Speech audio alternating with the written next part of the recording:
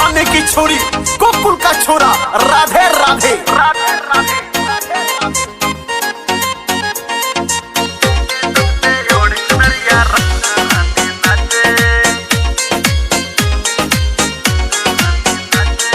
वृंदावन में शोर मची गिरधर की मुरलिया बाजे, वृंदावन में शोर मची गिरधर की मुरलिया बाजे। यमुना के तट पे ओढ़ चुनरिया राधा रानी नाचे, यमुना के तट पे ओढ़ चुनरिया राधा रानी नाचे।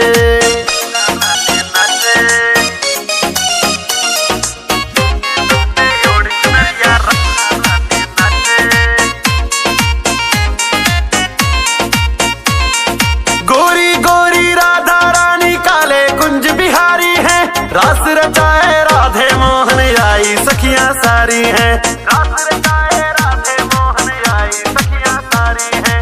आंखों में काजल लगायो शीश पे मुकुट विराजे, आंखों में काजल लगायो शीश पे मुकुट विराजे।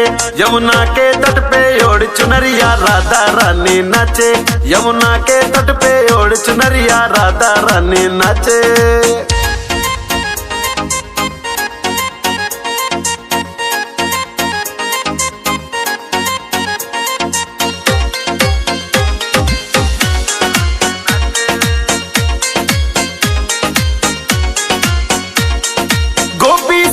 करे ठिठोली कान्हा जी के साथ में, कृष्ण मुरारी मुरली बजाए लेके अपने हाथ में, कृष्ण मुरारी मुरली बजाए लेके अपने हाथ में। कान्हा की मुरली की धुन पे पायल छम छम बाजे, कान्हा की मुरली की धुन पे पायल छम छम बाजे।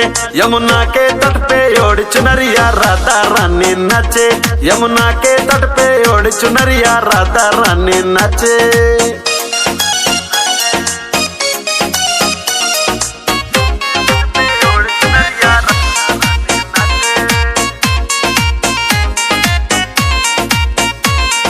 राधे श्याम की जोड़ी प्यारी किस्सा ये पुराना है, राजकुमारी गगनदीप सिंह कान्हा का दीवाना है, राजकुमारी गगनदीप सिंह कान्हा का दीवाना है।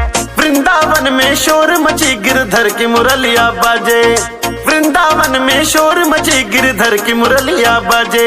यमुना के तट पे ओढ़ चुनरिया राधा रानी नाचे, यमुना के तट पे ओढ़ चुनरिया राधा रानी नाचे। कन्हैया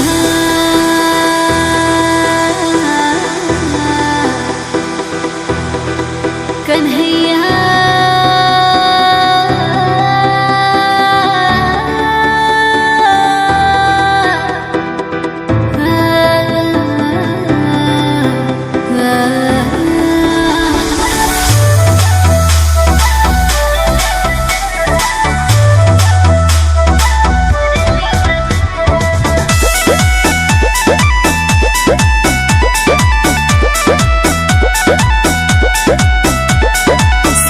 इसकी धुन कन्हैया गोपियां सब झूमे, ब्रज की लता पता हर साके तेरे चरण को चूमे।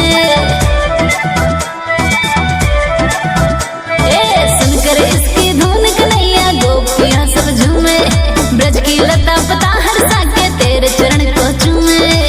कर डाला सबको तूने दीवाना दीवाना, मीठी मीठी बत्तियों में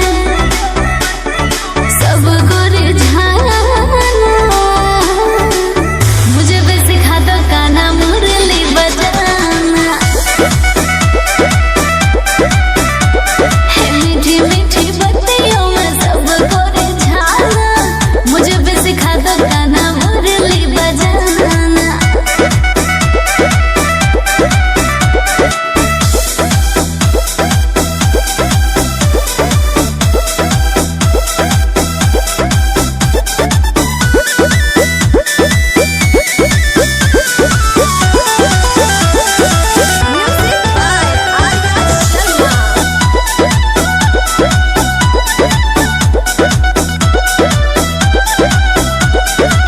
देख के लीला तेरी नाचे है मोर कान्हा, चित को चुराने वाला तू तो चित चोर कान्हा।